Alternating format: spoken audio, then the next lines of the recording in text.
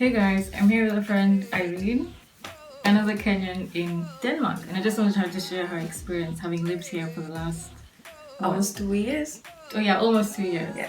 Unfortunately, she's going home soon, and I'm so sad. By the way, this is her masterpiece. This is all Irene, and we started at midnight, so she's really good at what she does. And it's sad that she's going. I miss her. Yeah. Okay, so when did you come to Denmark? I have been around for almost 2 years. It would have been 2 years in August, so it's quite an experience.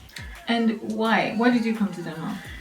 Curiosity, first of all. Okay. You know, this branding that they're the happiest people in the world and stuff like that. Which is of course, you know, coming from Kenya, you want to know what that feels like. So, yeah. So what was the hardest thing, do you think, for you to get used to or adjust yourself to with living in Denmark? Savings. It was so hard for me to I used to promise myself I'm only going to spend this amount of money because I'm always converting it to Kenyan shillings or to dollars. So when I go and see a nice jacket, I'm like, converter, and then it's shocking really. So it was really tricky to save because when I came I was thinking I'm gonna go home a millionaire. Until you go shopping and you go back home with stuff. Nothing, coins, just coins. You don't even tell people back home what you bought. Because it's as soon as you start whatever, so about converting, even if you're doing basic shopping like eggs, bread, basic milk, Blue Band / butter. It's crazy. You'll be like, oh my god, I'll spend 3,000. It's crazy, yeah. And then you look in that basket, you're thinking 3,000 back home. It's a shopping for weeks or days. You know? It's crazy. Yeah. So savings was the hardest part for me. So Irene, what's the best thing about living here? What did you say is the best thing about living in Denmark, especially as a Kenyan? Experiencing different and seeing world from another perspective, or I think everything was shocking at first. First of all, the climate, the weather, it was crazy adjusting. But different is always nice. It's refreshing. It's like fresh breath and stuff. So yeah. What was it like to make friends in Denmark when you came here? It was quite tricky. Okay. It was, I think the first 6 months I was more or less alone.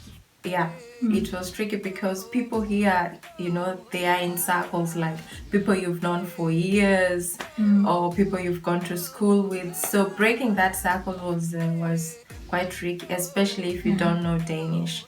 That can be tricky. But once you meet someone and then they introduce you to someone they know, and you also get to be more comfortable doing things on your own, like saying something in Danish for the first time. And once you do it, it's like, okay, somebody understood what I said. So you get motivated, and that's how you make friends. Yeah. Favorite memories? This is going to sound corny. I enjoyed playing with the snow. Absolutely, like making snowman and stuff like that. Yeah. That was so amazing. Nice, and just lying on the snow and just doing stupid stuff for a while. I think I was out there longer than the locals were. But it's understandable. So it was your first time in snow. Yeah. So it's like, it's fine. Like I'm not seeing it on TV on Christmas time. This is it, Yeah. And I remember that day the sun was out and stuff, so it was not a boring winter day. I think that is gonna go a long way when I go back home. Sure, you can tell family and friends about it. Yeah, exactly. And then the other thing was my first class in Danish class. Yeah. It was crazy. I did not understand anything.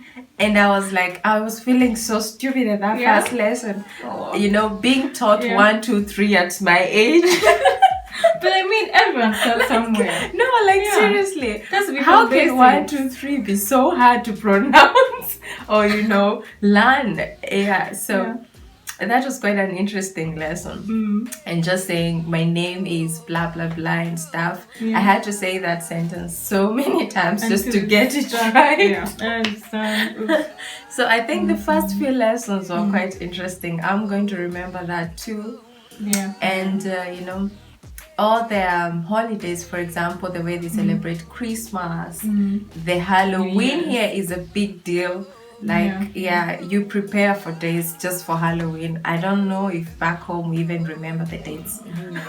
I think it's mostly these bigger clubs and events and festivals that have something going on at this club, whatever. But yeah, and that's out of question when you're coming from a small village like mine. by the way, I didn't even ask you that. Where are you from? I'm from Nakuru, you know, but father, Molo. You should be time. Stop going there. Luckily, Nakuru is nice. The way I remember Nakuru, it's like they even have their own what? Is it Nakuma? Yeah, we do have Nakumat. Okay, no. If it's no still Nakuma, running, I'm not maybe sure. it's careful. I'm saying careful, it's wrong. I'm told you should say careful. But since I was a kid, I've been saying careful. Careful. Whatever. Yeah, as long as our people understand what we're saying, so it's good. That's what's important. What do you think of the food here compared to home?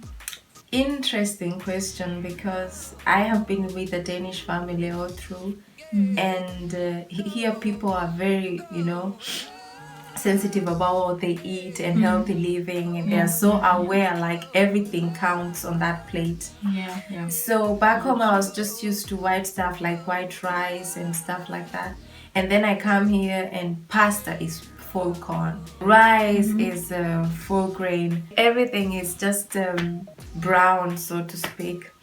So, and then they don't use salt as much as we do. So adjusting the taste glands had a tricky time. I had to, it took me some time to adjust to that. But I was also always excited about lasagna and stuff like that. Of course, yeah. That's familiar. It's familiar. So McDonald's. Yeah, McDonald's. Cheat day, that's important. You always have to cheat and treat yourself. But food was, interesting. They do workout, or they run, or biking, and they just live a healthier life, I could say that. At least from where I come from in Kenya, you don't see someone jogging or just taking a bike, for a ride. It doesn't happen, and we just think about ugali and stuff, but here they are more conscious about what they eat, and I think it's a good thing. I want to keep that even when I go home. Now that she's been here for about 2 years, what would be your favorite Danish food or snack? There's nothing from home that you can identify with here in Denmark as far as food is concerned. Of course, rice and pasta, but that's nothing special. Basic ones, But they are traditional stuff like frikadelle, for example. That was, it's like meatballs, but it tastes different. So I think I like that a lot. And it's not hard to make, I think. No, it's actually quick fix, if I can say that. Yeah. What kind of challenges have you had with dealing with hair upkeep? Oh yeah, you have to be very creative. I know someone like Irene who can do braids, because I can't do this. That's a real hassle actually, especially if you have these kinds of hairs. You see, you have to be creative. Wacera did this to me today. My first time using a bandana, I never Can you thought.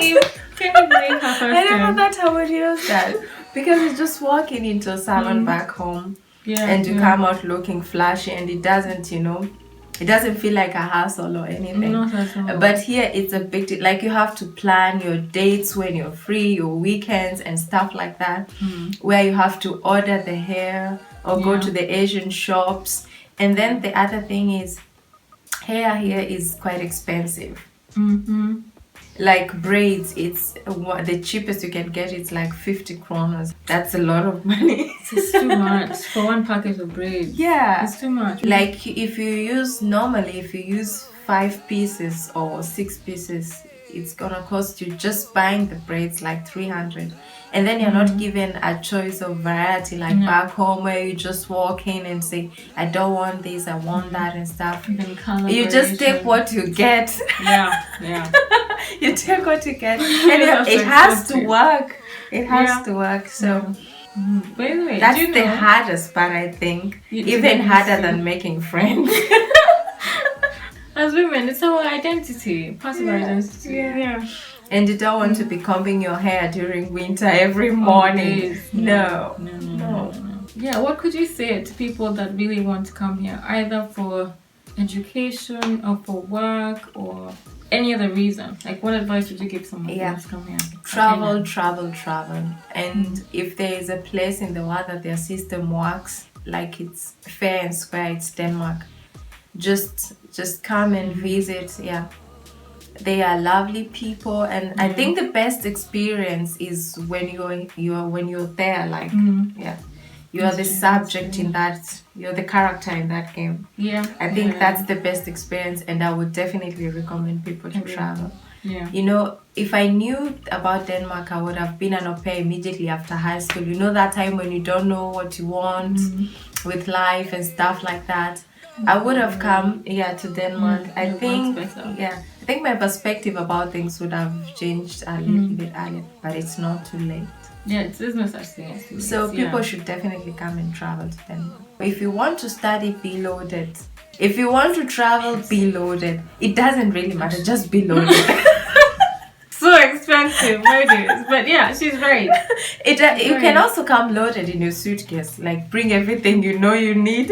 Wow. So you don't have to buy. By the way, when you say come loaded, you didn't mean like cash, like have the cash in the suitcase, but just have all your needs. What you need. Exactly. Yeah, you don't want to come and buy a jacket out here. Just if you have it from home, just bring it. Yeah, we don't want to do that. Yeah, but it's always a good experience. It doesn't have to try. No, and it's a safe country. Like, you can take a train from anywhere and you're sure that you're gonna get where you want to go. It's safe, it's secure, you have nothing to worry about, like getting lost and stuff. In the church, one time, just reserve my spots, put my phone on my seat, and stood up and went to the bathroom. So, and no one. I came back and the phone is there on the seat. Yeah, that's crazy. I remember I lost a pair of gloves in the bus. And I found it on that particular seat like days later. Before you travel, find out about the country, find about, know where you're really going, like your destination, your host and stuff like that. I know Denmark is safe and all that, but it's good to just familiarize yourself so that you don't come and get culture shock or get frustrated or stuff like that. So do your homework. But as far as we are concerned, I think Denmark is a good place to be. By the way, with hair, you'll probably find someone that can do it for you. It's not like everyone, it's impossible to get your hair done. No. And it is quite expensive also. Because Irene is my friend, she doesn't charge me so much. But other people would charge those sides of like say 8,000 or 17,000, 15, like 20,000 for braids. So it's a bit hard. We are not cutting the hair. No, not anymore. I actually had dreadlocks when I came to Denmark. By the way, can you believe? And she has hair now. Like, she did her dreadlocks. And there's something left. What? Like, I thought if you want not out. I thought it was hard. I thought if you want to remove, I would say delete. If you want to remove your dreadlocks, you have to shave and stuff again. Oh, I used a needle and my finger was so Can you believe? sore. A needle. And I used a lot of conditioner and hot water. Maybe we should do a video some other time for people who want. Because I was like, I'm not starting from zero. My kind of hair takes years to grow. There's no way I was going to start from zero. I understand. Don't let go of that. It doesn't matter what conditioner people recommend or shampoo or routine. My hair takes long, so I was like, I'm gonna survive through this, taking it one and one. And here we are. On a hand now. Irene, thank you very much for doing this interview thing, if I can call it that. And hopefully this helps someone out there that's interested, especially other Kenyans that want to come here in the future. And there's a good Kenyan population also. So you'll find people. And this is where you actually appreciate where you come from. Seriously. With all the experiences here, the different culture, different food, different everything. Everything is different from the climate itself. Or the weather. Oh God, the weather. Bye guys. Okay, see you on the next time. Bye. Bye.